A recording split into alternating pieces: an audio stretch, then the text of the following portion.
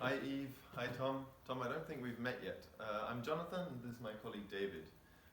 Eve, we were thinking a lot about our conversation yesterday and we would like to present you some ideas for improvement on these issues. As we understood, you have experienced some issues regarding the communications with our overseas offices. Thinking about the problem, we've identified two different layers.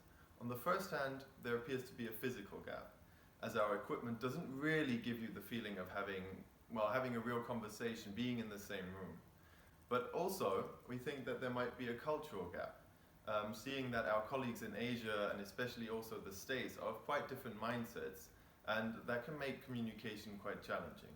In order to address these issues, we would like to present some ideas on how the quality of our meetings with distant colleagues may be improved. Then we would like to discuss the feasibility and the revenue and cost implications of these options, as well as the next steps. And now David would like to start and show you some ideas. Thank you, Jay. So our first idea is eyes in the office. Currently, meetings in big conference rooms often have the effect that half of the participants disengage from discussion fairly quickly, so a more engaging meeting room is required. And therefore, we need better and more cameras paired with high-resolution screens and microphones that provide a more lifelike experience and allow participants to feel more engaged. These cameras and new equipment provide the possibility to monitor and gather important data and provide context to how a meeting is proceeding, much like a sentiment analysis used for customer service calls, for instance. So what we have in mind here is to check the mood of the room. Are people engaged? Is there free-flowing conversation? What is on the whiteboard? And so on. Improving meetings quality will also enhance cultural exchange between our different offices. However, the main issue we see with cultural differences is the language barrier. So as a solution, we would like to implement the Microsoft Translator, which we believe will really make changes.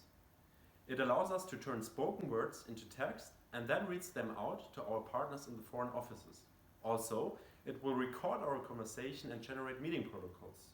So overall, cultural barriers will be reduced as everyone can speak in their own language, which will certainly simplify communication. Jay, you want to add something to this? Yes, thanks. Well, another aspect is that a lot of work and results are only saved locally and cannot be edited by multiple people at once. So here, cloud-based solutions that integrate multiple platforms and databases can improve overall cooperation and meeting efficiency. Furthermore, our data will be available at all times and across different time zones, which allows for more flexibility, such as working on the go or home office. So in a nutshell, our idea is centralization of the data, but decentralization of the workforce. For this purpose, we would like to suggest Slack, an online integration platform which allows us to connect our existing solutions such as Skype, OneDrive, Salesforce, Jira, you name it.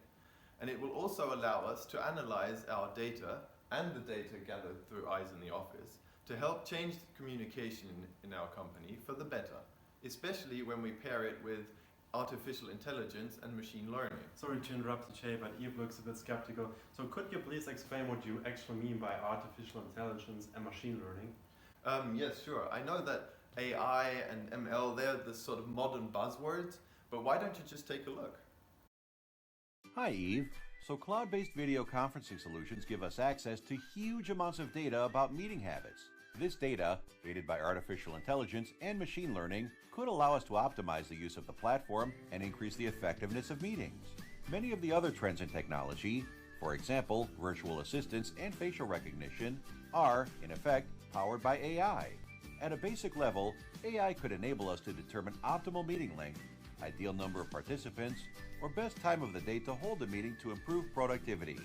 Voice recognition could analyze the content of meetings, compare against other meetings in the same organization, and make suggestions as to connections between people with complementary skills or knowledge. So, Tom, you're probably already wondering how much is this going to cost and what are the effects? A recent study has shown that meeting costs make up 15% of annual personal expense, and efficient structures can help us save 20% of these costs.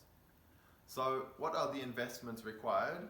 We think we'll have to invest $3 million into new equipment of our meeting rooms, and for Slack and the Microsoft Translator, we estimate to have to invest $24 million a year.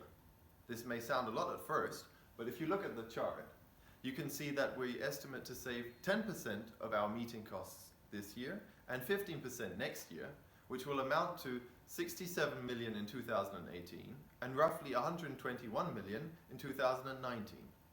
Now, you may think that this data sounds fairly artificial, but we've prepared an Excel file and we're very willing to go into the data with you.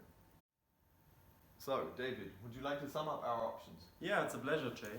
So actually we started out with this nice mind map, and this is how we want to close the presentation. So we presented you with 4 options. One is the Microsoft Translator. We also talked about Slack, eyes in the office, and in the future we could also consider including artificial intelligence and machine learning, and we truly believe that we can close the gap everyone is complaining about. Or what do you think?